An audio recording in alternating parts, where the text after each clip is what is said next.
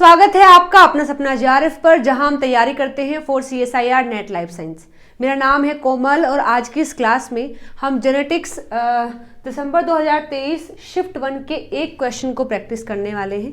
हालांकि क्वेश्चन हम एक प्रैक्टिस करेंगे, लेकिन इस क्वेश्चन में जो कॉन्सेप्ट यूज हुआ है वो मैं आपको अच्छे से समझाऊंगी, ताकि इस कॉन्सेप्ट से अगर आगे कोई क्वेश्चन आता है तो वो भी आप सोल्व कर पाएंगे। चलिए फिर क्लास को शुरू करते हैं। क्वेश्चन जो है ये क्वेश्चन जून 2023 शिफ्ट 1 का है और जेनेटिक्स से ये क्वेश्चन आया हुआ है, जिसको हम इनहेरिटेंस बायोलॉजी भी बोलते हैं, जो कि यूनिट नंबर 8 है। क्वेश्चन देखिए, लिखा है allele capital A small a capital B small b can be distinguished on the basis of their mobility on an agarose gel. These genes are present on the same chromosome. In the gel image below, the band pattern reflect the allele in parents and their progeny. Basically आपको दिया हुआ है कि ये जो यहाँ है ये पेरेंट्स है P1 एंड P2, और इनके क्रॉस से जो प्रोजेनी आई है वो यहाँ आपको दी गई है। P1 के पास ये बैंड है, बैंड होने का मतलब है यहाँ एलील दिए गए हैं, तो बैंड जहां पर भी है इसका मतलब है उस पेरेंट के पास वो एलील प्रेजेंट है। जहां पर बैंड नहीं है इसका मतलब है उस पेरेंट के पास वो एलील नहीं है। ऐसे जैसे आप प्रोजेनी पे मूव करेंगे तो वहां पर भी सेम केस है। सपोज हम इसकी बात कर लेते हैं, तो उसके आगे ये वाला बैंड है, मतलब उसके पास कैपिटल A तो है, बट ये वाला बैंड नहीं है तो उसके पास स्मॉल a नहीं है। ऐसे ही आगे बढ़ेंगे तो उसके पास कैपिटल B के लिए बैंड दिखाया गया है, तो मतलब उसके पास कैपिटल B जीन है, और स्मॉल b के लिए भी जीन बैंड दिखाया है, तो उसके पास स्मॉल b के लिए भी जीन है। फिर दिखाया है कि जब हमने इन दोनों को क्रॉस किया है तो यहाँ 75 आपको ये वाला प्रोजेनी मिला है, 80 नंबर में ये मिले हैं, 22 में ये मिले हैं और 16 में ये मिले हैं। ठीक है, तो जैसे ही जब इनके जो गैमीट्स बनते हैं उनमें क्रॉसिंग ओवर होती है, क्रॉसिंग ओवर होने से हमें नए कॉम्बिनेशन मिलते हैं, जिससे हमें अलग अलग टाइप की प्रोजेनी मिलती है। जब प्रोजेनी आपको मिलती है तो वहां जो ज्यादा नंबर में होते हैं वो पेरेंटल होते हैं, जो ज्यादा नंबर में होते हैं वो पेरेंटल होते हैं, और जो कम नंबर में आपको मिले हैं वो रिकॉम्बिनेंट होते हैं।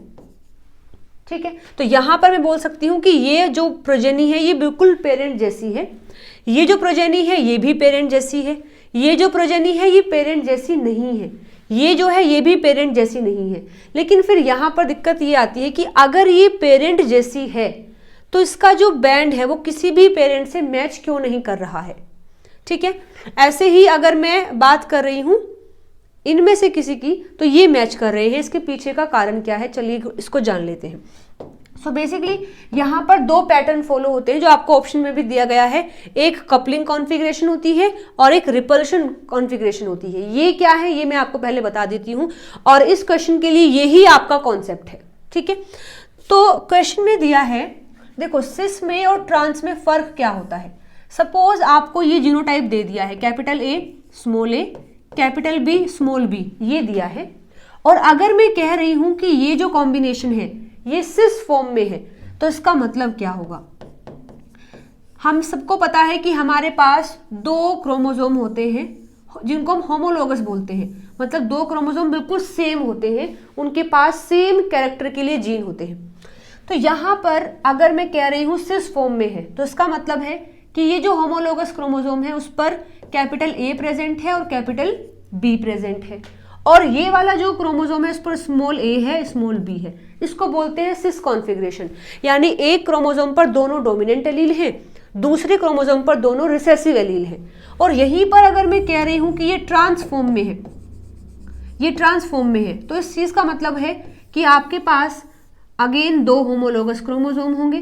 तो यहाँ कैपिटल A है लेकिन स्मॉल b है, यहाँ स्मॉल a है लेकिन कैपिटल B है। This is called trans configuration. मतलब यहाँ पर जो दिखाई देगा आपको इस तरीके से, हालांकि जब आप इनको लिखोगे तो ऐसे ही लिखोगे, capital A small a capital B small b, capital A small a capital B small b। लिखने का तरीका सेम है, लेकिन आपको बताया जाता है कि वो सिस में है या ट्रांस में है, या फिर आपसे पूछ लिया जाता है कि बताओ वो सिस में रहे होंगे या ट्रांस में रहे होंगे। अब हम कैसे पता लगाएंगे, पता लगाने का तरीका है कि जब आप इनकी क्रॉसिंग करवाते हैं तो यहाँ पर आपको 4 टाइप के गैमेट्स या प्रोजेनी मिलेंगी, जिसमें एक capital B small A small B, capital A small B, small A capital B. ये तो सीधा आपको मिले हैं, इसके लिए कोई क्रॉसिंग ओवर की रिक्वायरमेंट नहीं है क्योंकि पेरेंट के पास डायरेक्टली ये थे, capital A capital B, small A small B. तो इन दोनों को आप कहोगे कि ये पेरेंटल है। और ये मिले हैं क्रॉसिंग ओवर से, क्योंकि जब यहां पर क्रॉसिंग ओवर होगी तो कैपिटल ए और स्मॉल बी आएगा और स्मॉल ए कैपिटल बी आएगा।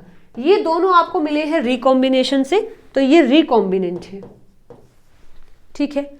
बट इन दिस केस में भी आपको 4 टाइप की ही प्रोजेनी मिलेंगी, चारों सेम बिल्कुल, capital A capital B, small A small B, capital A small B, small A capital B. But यहां पर डिफरेंस क्या है, आप देखोगे ये वाला जो पार्ट है, capital A small B direct आया है, small A capital B direct आया है, तो इस केस में ये पेरेंटल हो जाएंगे क्योंकि ये बिल्कुल पेरेंट जैसे हैं और इन्हें पाने के लिए हमें रिकॉम्बिनेशन करना पड़ेगा। रिकॉम्बिनेशन किया तो कैपिटल ए फिर नीचे आएंगे, फिर कैपिटल बी, ये आ गया, स्मॉल ए फिर ऊपर जाएंगे, स्मॉल बी, तो ये आ गया। तो ये दोनों हमें मिले हैं रिकॉम्बिनेशन से। So this is the difference between cis configuration and trans configuration.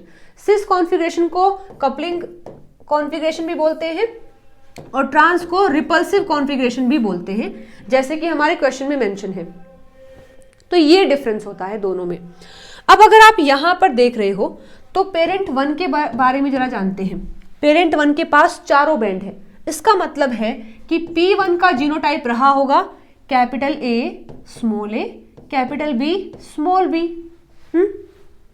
Parent 2 के पास स्मॉल वाले बैंड नहीं है, इसका मतलब जो पेरेंट 2 है वो कैपिटल ए कैपिटल बी रहा होगा। यहां से मुझे जो गैमेट्स मिलेंगे वो 4 टाइप के मिलेंगे अगेन, एक capital A capital B, small A small B, capital A small A capital B. यहां से आपको एक ही टाइप का मिलेगा, that is called capital A और कैपिटल बी। जब आप इनको फ्यूज करवाओगे, जब इनका फ्यूजन होगा तभी आपको प्रोजेनी मिलेंगी। जब आपने इनको फ्यूज करवाया तो इस केस में आपको मिलेगा कैपिटल ए कैपिटल बी। इस केस में मिलेगा आपको capital A capital B small B. इस केस में मिलेगा capital A capital B small B. इस केस में मिलेगा कैपिटल ए कैपिटल बी। ठीक है।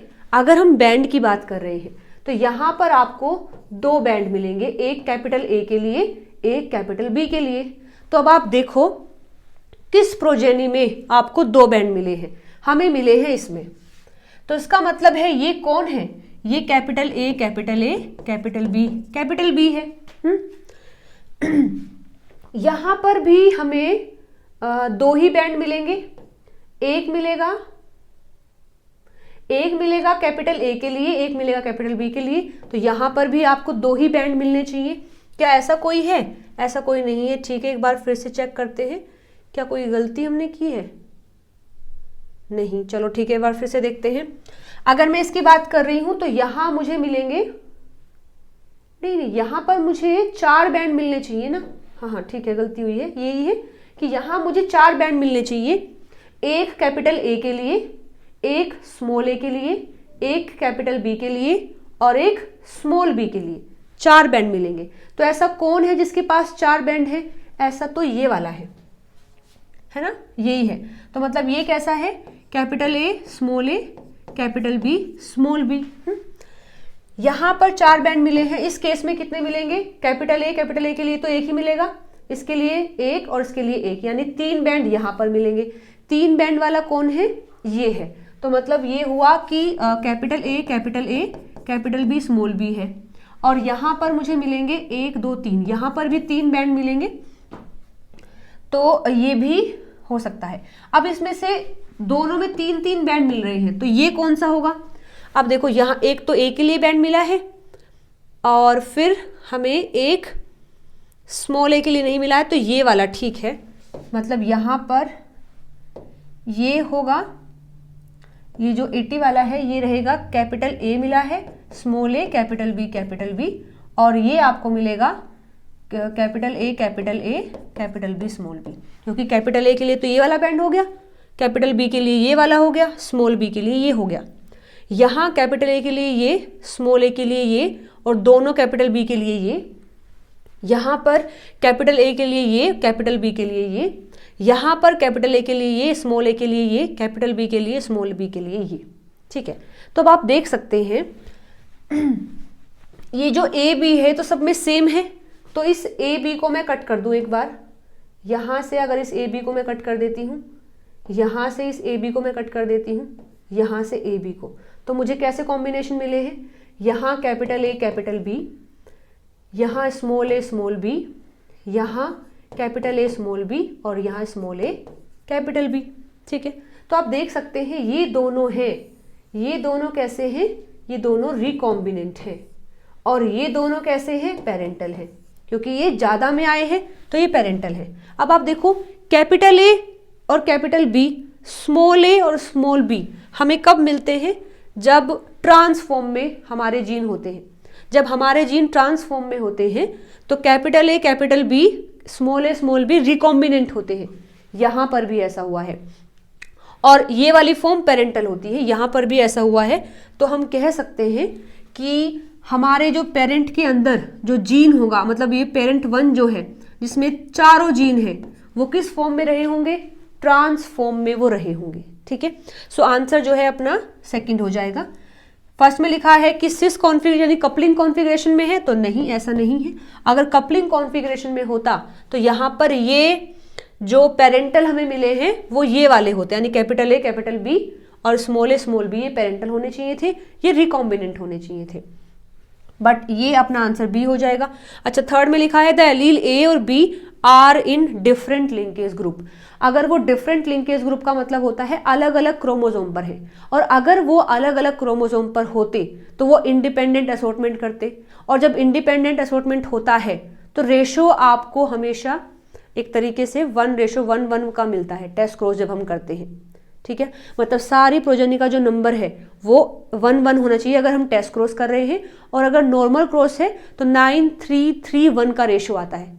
हमने पढ़ा ना, डाई हाइब्रिड जो क्रॉस होता है जिसमें इंडिपेंडेंट असॉर्टमेंट होता है उसमें 9:3:1 का रेशो आता है, लेकिन आप यहाँ देख सकते हैं ऐसा कोई रेशो हमें यहाँ देखने को नहीं मिला है। ठीक है, तो हम ये नहीं बोल सकते कि ये अलग अलग लिंकेज ग्रुप या फिर अलग अलग क्रोमोसोम पर है, क्योंकि रेशो हमें वो नहीं मिल रही है। फिर द इंफॉर्मेशन इज इनसफिशिएंट, नहीं, इनसफिशिएंट नहीं है, हमने बता दिया है कि ये ट्रांस में है, तो फोर्थ भी गलत हो जाएगा। So answer will be 2। सो यहाँ इस क्वेश्चन के लिए सही आंसर हो जाएगा सेकंड। मैं उम्मीद करती हूँ आपको ये क्वेश्चन समझ आया होगा। बेहद ही आसान टाइप के क्वेश्चन ये होते हैं, बस आपको तरीका आना चाहिए। ठीक है, और बेसिकली ये जो टॉपिक हमने पढ़ा है ये जेनेटिक्स में जीन मैपिंग के अंदर वाला, मतलब जीन मैपिंग के अंदर आता है ये टॉपिक, और जीन मैपिंग के मैंने सारे क्वेश्चन जो हैं आपको सिखाए हुए हैं, मतलब हमने प्रैक्टिस कर लिए हैं। आप इन क्लासेस को फॉलो कर सकते हो। जो जेनेटिक्स में जीन मैपिंग में 3 पॉइंट क्रॉस है, जिसका वीडियो नंबर है 26 और ये 27, आप इन दोनों क्लासेस को अगर देखते हैं तो PYQs जितने भी आए हैं CSIR नेट में अब तक इस टॉपिक से, वो सारे क्वेश्चन हमने प्रैक्टिस किए हुए हैं यही अपना सपना JRF पर, तो आप जा करके देख सकते हैं। तो मैं उम्मीद करती हूँ आपको ये क्वेश्चन समझ आया होगा। मिलते हैं फिर अगली क्लास में नए क्वेश्चन के साथ में। Till then bye bye, take care everyone.